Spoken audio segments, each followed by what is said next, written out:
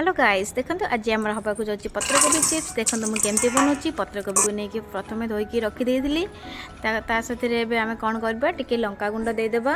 देखो अल्प टिके लंका देदेबे तापर अल्प हलदी देदेबे तापर स्वाद अनुसार लुण देदेबे।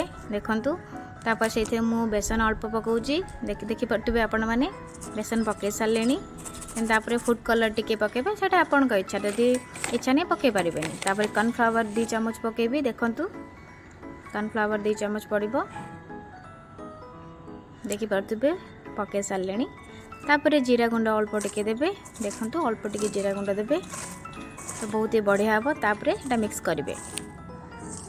देखु एमती मिक्स करेंगे मिक्स हो गलानी देखी पारे। तापर मिक्स है रखीदेवा गोटे 5 मिनिट 10 मिनिट। देखु तापर गोटे कड़ाई बसैबा से तेल दबा। तेल गरम हवा को आसिले से आम पत्रकोबी पकईदेवा। देखु मुझे केमती करुँची। देखु तेल बहुत ही बढ़िया गरम हो जाता से पत्रकोबी पकईदेली मुझे फ्राए हो जाऊँगी देखी पारे बढ़िया फ्राए होची। आम कौन करवा टी ओल्टेदेवा देखी पारे मुझे केमती करुँची एमती करदे। एबे कौन करेंगे गोटे प्लेट नेबे से 2टा टिश्यू पेपर पकेबे।